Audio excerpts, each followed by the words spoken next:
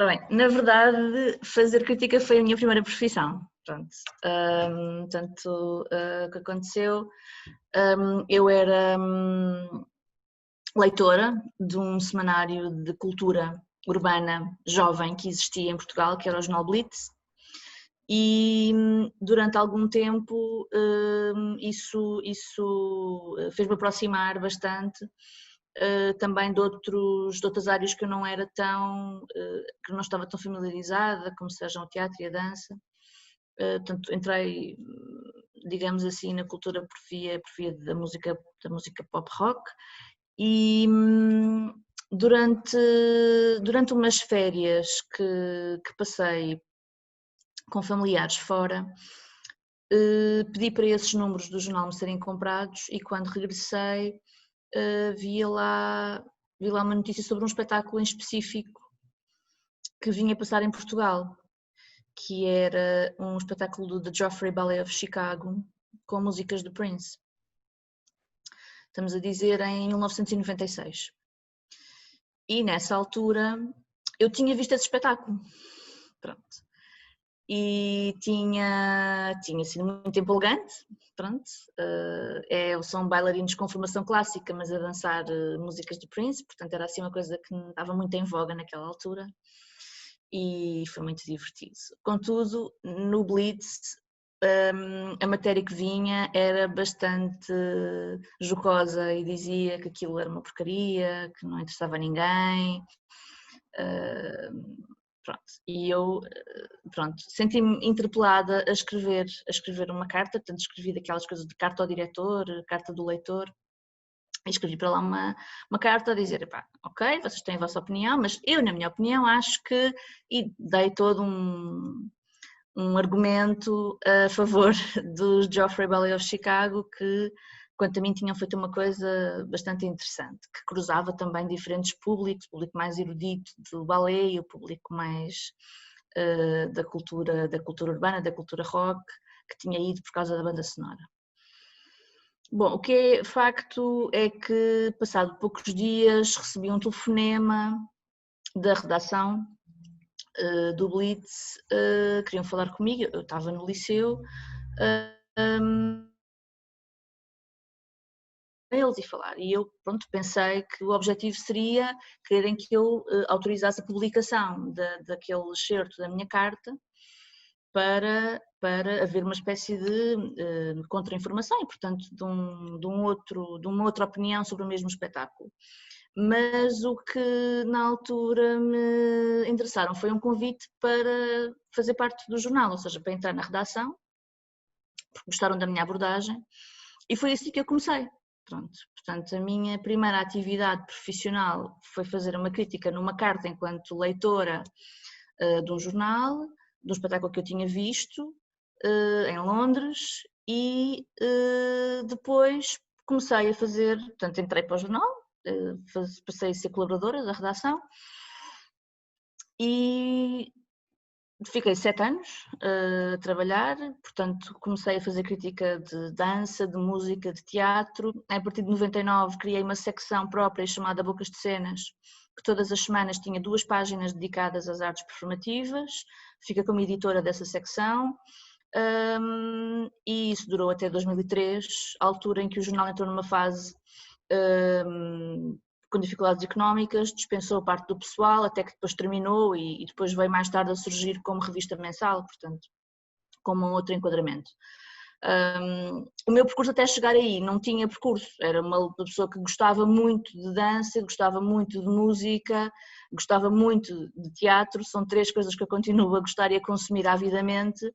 Portanto, eu quando isto aconteceu eu tinha 15 anos, portanto não tinha qualquer experiência profissional de nada, não é? Portanto, o que tinha era de facto uma avidez, uma curiosidade e um gosto em autodidata absoluta.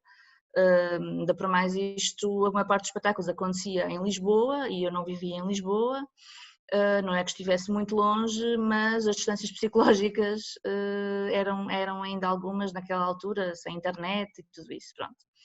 Portanto, foi assim que eu cheguei à crítica de dança e mais tarde escrevi noutros meios, fui colaboradora de algumas outras publicações, particularmente de imprensa especializada, estamos a falar da revista Número, estamos a falar da revista Obscena, estamos a falar da revista Sinais de Cena, portanto tornei-me assim um bocadinho freelance, mas nessa fase a imprensa já estava numa fase em que era muito difícil encontrar um trabalho remunerado ligado à crítica e portanto eu a partir de 2004 tornei-me, por força também de um convite que tive, trabalhadora da Direção-Geral das Artes e portanto passei para uma outra componente deste setor, que é a componente ligada ao financiamento à implementação de políticas culturais estatais, neste caso, da Administração Central. Olha, onde eu penso que aprendi mais e onde exercitei melhor o meu estilo foi realmente no semanário Blitz, porque foram 7 anos de colaboração semanal, contínua, pronto. E sendo um semanário é um ritmo diferente das revistas que eu mencionei há pouco, que eram mensais ou até semestrais, não é? Acontece que a crítica jornalística é muito específica, está muito rente ao acontecimento. Geralmente nós escrevíamos logo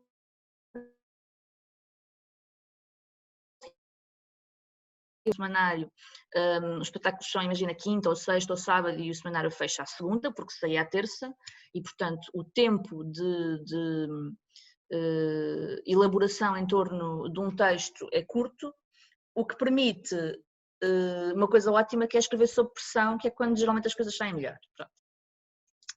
Como é que eu via o meu trabalho?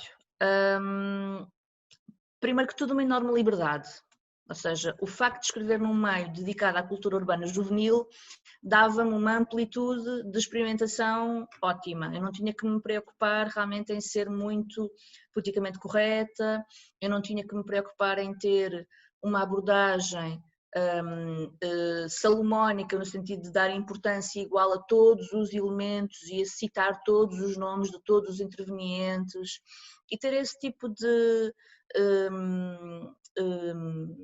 cuidado, que é um cuidado que eu acho que é positivo quando se fala, por exemplo, de uma crítica académica, onde se caso tem 10, 15, 20 mil caracteres para escrever e, portanto, pode de facto dar uma atenção detalhada a todos os elementos. Numa crítica jornalística é um texto curto, que tem que captar a atenção das primeiras linhas, porque senão perdemos o leitor, porque as técnicas de escrever em jornais a isso nos ensinam, e eu mais tarde vim fazer formação em Ciências da Comunicação, onde fiz a licenciatura depois, que terminei em 2003, onde tive a oportunidade de confirmar que, teoricamente, aquilo que me estavam a ensinar era o que eu já na prática verificava. E essa liberdade deu-me, claro, também espaço para cometer imensos erros e imensas falhas, se quisermos falar assim, ou seja, eu lembro-me que cultivei alguns ódios de estimação, não da minha parte, mas há criadores e colegas vossos que ainda hoje em dia fazem questão de me dizer que tiveram ali durante algum tempo dificuldade em lidar comigo ou com o meu nome ou com aquilo que a memória lhes trazia, porque em tempos leram um texto assinado por mim, ainda sem me conhecerem, onde eu não era simpática relativamente a uma obra assinada por eles ou por algum amigo. Pronto. Esta coisa de separar a pessoa da obra é uma coisa muito importante, não é? Nós não estamos, quando fazemos uma crítica, seja ela positiva ou negativa, não estamos a passar um atestado de bondade ou de incompetência àquela pessoa. Não estamos a falar daquela pessoa, nem das pessoas que estão a trabalhar no espetáculo, estamos a falar da maneira como aquela obra nos conseguiu transmitir um conjunto de sensações ou de ideias, dependendo se é uma obra mais sensorial ou mais abstrata, e que nos permitiu viajar e ir até uns certos sítios. São os sítios onde o artista gostava de nos ter levado ou não, ou os sítios onde eu imaginei que estava a ser transportada. Mas as pessoas têm muita dificuldade em separar isso, em separarem-se a si mesmas das suas obras. Vocês também são artistas e se calhar, pronto, estou aqui a dizer, isto é uma grande estupidez o que eu estou para aqui a dizer, mas eu tive realmente alguns dissabores durante os meus anos de crítica semanal, permanente, porque não tinha problemas em dizer que aquilo era uma... Pá, em alguns casos havia espetáculos que eu acho que teriam sido preferíveis não terem sido feitos, pronto, porque nos fizeram a todos perder tempo. Eu via muita coisa, eu via 4, 5 espetáculos por semana. Portanto, se acharmos que metade deles eram maus, vocês estão a ver a quantidade de coisas que... E depois, eu tentava não ser muito simplista na abordagem, ou seja, para mim uma coisa não é bom ou mau, eu nunca fui adepta das estrelas, de dizer isto sim, isto não, isto vão ver, isto não vão. Portanto, esse manicaísmo eu sempre evitei, sempre achei mais interessante trocar argumentos em função dos quais uma determinada obra pode interessar a alguém e porquê. Até pode ser uma obra dolorosa de ver, e houve espetáculos que eu vos vou dizer que passei mal a ver, mas se calhar aprendi algumas coisas e se calhar hoje estão-me na memória precisamente pelo limite de experiência a que me conduziram, precisamente porque me fizeram sofrer, ou outros porque me deram um gozo e um prazer extraordinário. Portanto, e se calhar esses não eram assim tão bons tecnicamente ou artisticamente, mas houve ali qualquer coisa por isso. Cada crítica é o reflexo de cada crítico e não é o reflexo da obra. A obra não é refletida na crítica. O crítico sim é refletido na crítica. Isto é aquilo em que eu acredito. Eu, quando eu escrevia, havia a Cristina Pérez a escrever no Expresso, a Maria José a escrever no Público, a Elizabeth ou a Maria João a escreverem no Diário de Notícias, portanto, havia aqui várias pessoas a escrever. E não tínhamos opiniões coincidentes, mas eram os mesmos espetáculos. E, portanto, não estávamos ali a ver o espelho do criador, mas sim o espelho do escrevente, da pessoa que naquele momento está a debruçar sobre uma experiência pela qual passou e quer dar testemunho dessa experiência. É sempre e sempre a imagem e o escrever do crítico que está espelhado em cada texto. Isso é verdade quanto a mim na crítica de dança, como em qualquer outro exercício de crítica. Como eu gostava que fossem os meus textos, era sempre como os do Jorge Escalado, para mim é assim uma referência, porque ele consegue dizer as coisas mais violentas, mas com um estilo e com uma coolness que eu admiro. E isso é porque ele tem um domínio muito bom da língua portuguesa, porque eu acho que fazer crítica sem saber escrever não é possível. Nós podemos não saber dançar, nem tocar nenhum instrumento, não cantar, não representar, nada, mas assim, para fazer crítica tem que se saber escrever. E se não souber, epá, fiquem quietos, por amor de Deus. Porque então, aí sim torna-se uma coisa que é, a gente não esteve lá, está a ler a crítica porque não foi ver aquele espetáculo. E está a tentar perceber o que é que aquele crítico pensou e às vezes as pessoas sabem pensar mas não sabem escrever e portanto aí torna-se complicado. O Jorge Calado tem uma coisa maravilhosa, com todos os defeitos também que terá certamente, porque ao fim de também ter visto tantas centenas ou milhares de espetáculos também criou certamente os seus hábitos, os seus vícios e tem os seus gostos e desgostos, mas ele tem um manejo da língua que lhe permite dançar com as ideias e eu às vezes gostava de ter escrito certas coisas que ele escreveu, sim. Eu escrevia num meio que apesar de tudo era um meio um bocadinho de culto, não é? Não era um jornal com uma circulação paga como o Expresso ou o Público ou o Diário de Notícias, portanto o facto de ser um jornal com uma dimensão mais pequena, mas eu ser uma das pessoas mais assíduas, tornou-me um bocadinho popular no meio cultural, porque realmente eu ia a todo o lado. Eu ia à Gulbenkian e ia ao Ginjal, eu ia ao ZDB, ia ao Teatro Aberto, eu ia ao Circular a Vila do Conde, ao Festival Sitmora Montemoro Velho, ao Festival Escrita na Paisagem em Évora, eu ia a todo lado, pronto. E gostava mesmo de encarar a atividade crítica como algo, como uma missão e portanto eu abdiquei sempre de fins de semana ou férias em prol de fazer a cobertura de um evento onde se calhar mais nenhum jornal lá iria. Isso tornou-me um pouco popular, portanto eu passei a receber convites para tudo e mais alguma coisa, como é óbvio, porque as instituições o que é que procuravam? Exposição, não é? Procuravam que através das visitas, não é? Um jornalista vai lá, vai haver cobertura, vai haver clipping, vai haver mídia, vai haver... Eu posso fazer um relatório de imprensa melhor no fim do ano porque tenho mais um recorte, mais meia página, mais o que seja, pronto. Portanto, eu passei a ser muito bem tratada, se quisermos, para a maior parte das instituições a partir do momento em que comecei a ter esta regularidade de contacto. Sempre, isso era política no Blitz, não é? Não se aceitavam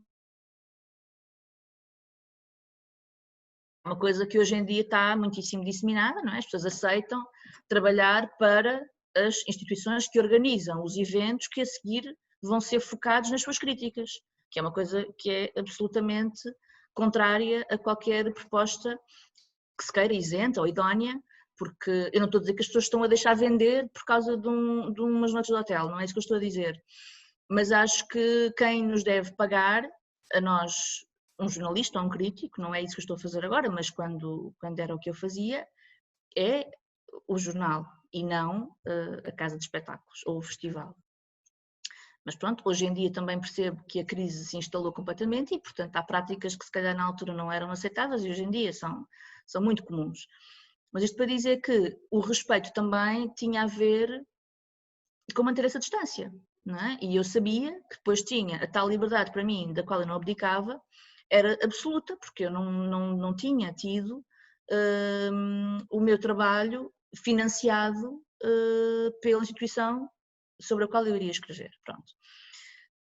Em relação à minha forma de interação com os agentes e os artistas, raras vezes tive contactos de pessoas contentes, satisfeitas ou agradadas por aquilo que escrevi. Tive 1 ou 2 telefonemas naqueles anos todos.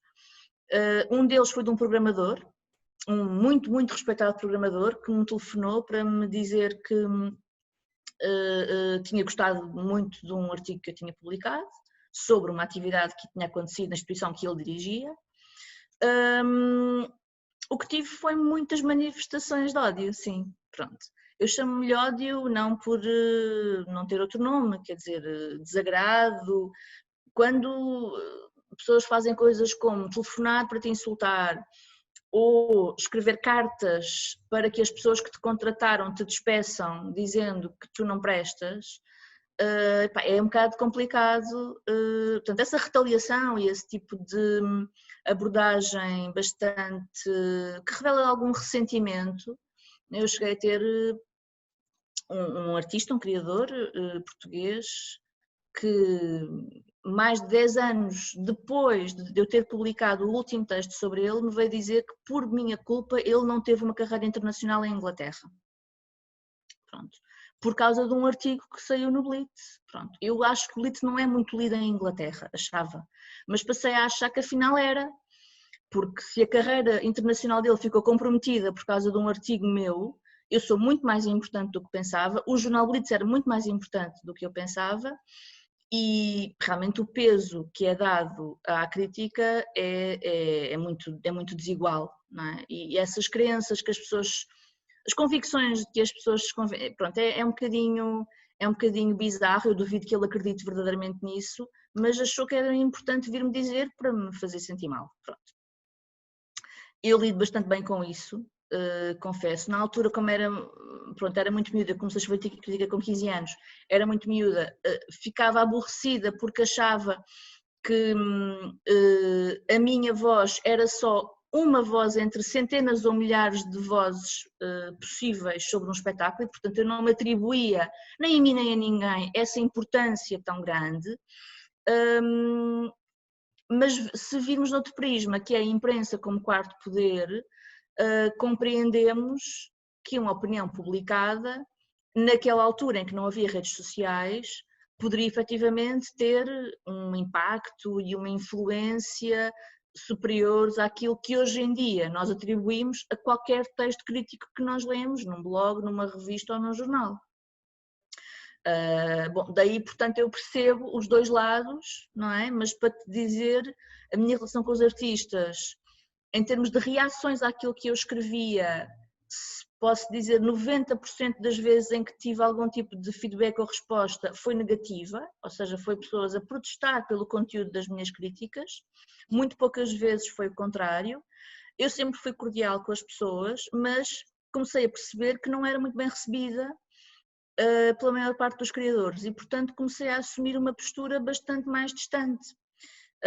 Tanto que até hoje eu sou uma pessoa bastante low profile, portanto não apareço assim muito, não tenho propriamente uma exposição pública grande, quer dizer, hoje em dia tenho outras funções que se calhar derivado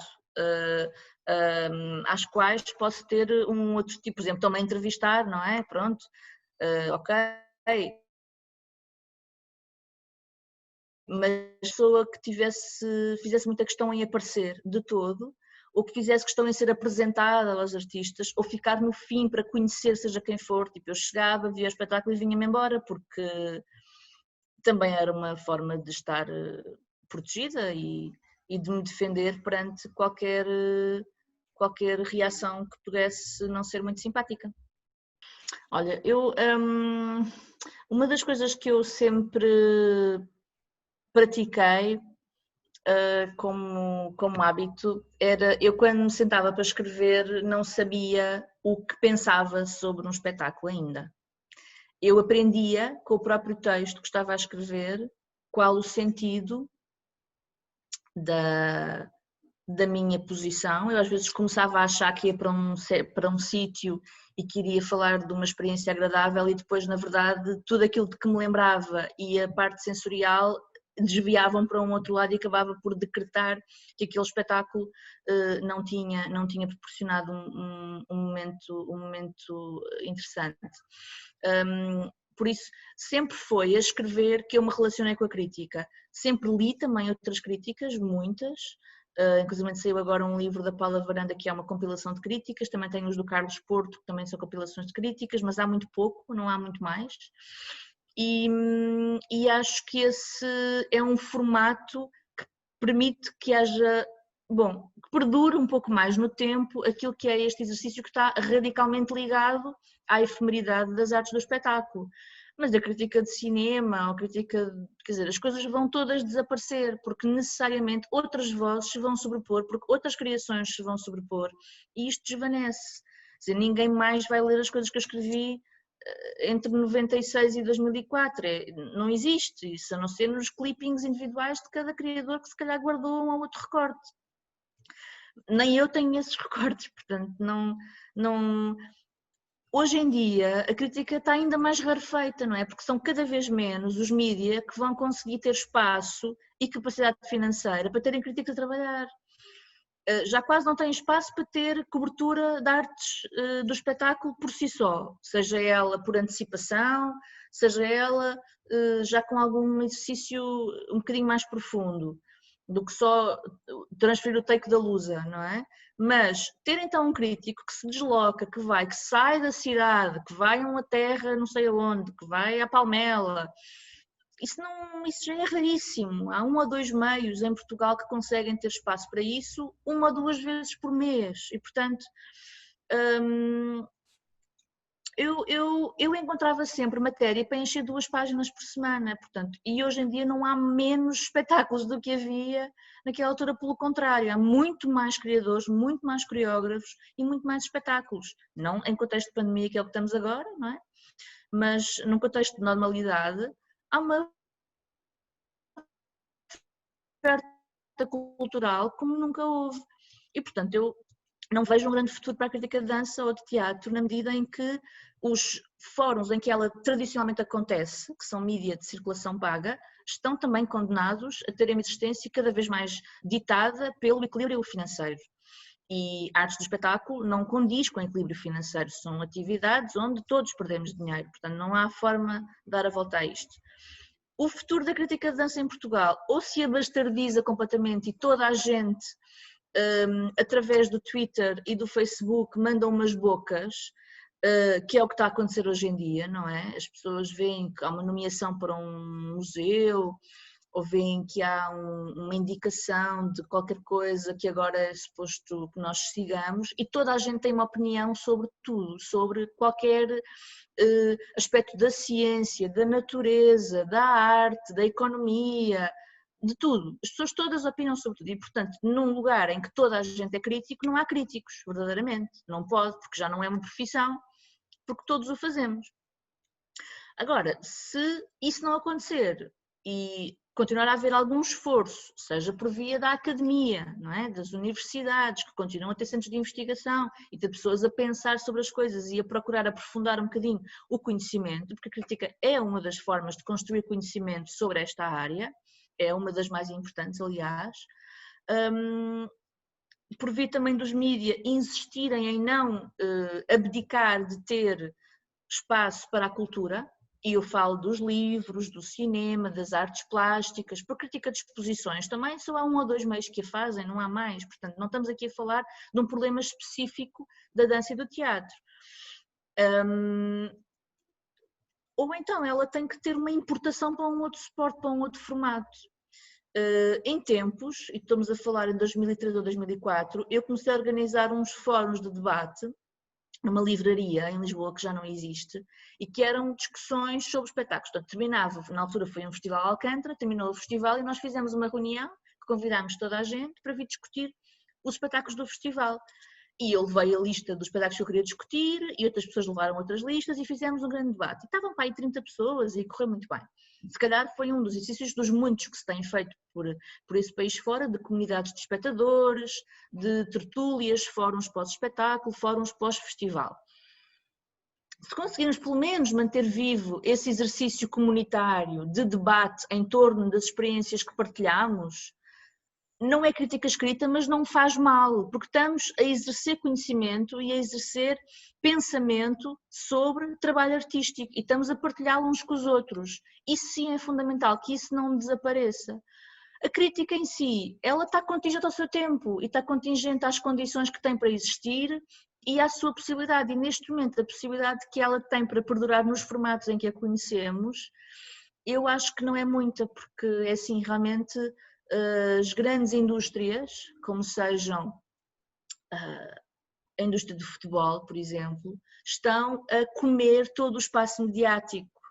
A quantidade de horas que as rádios e as televisões dão é tão desigual que é muito difícil nós voltarmos a ter algum tipo de dedicação dos mídias tradicionais, destes broadcasts geral, à atividade que desenvolvemos e, portanto, os jornais generalistas, as televisões generalistas, as rádios generalistas, ou vão tendo alguns redutos, alguns espaços podem ser espectadores, não têm que ser críticos profissionais encartados, autorizados a falar. Qualquer espectador pode e deve entrar neste exercício, mas tem é que ir assistir aos espetáculos. Isso é que eu acho que é muito fundamental.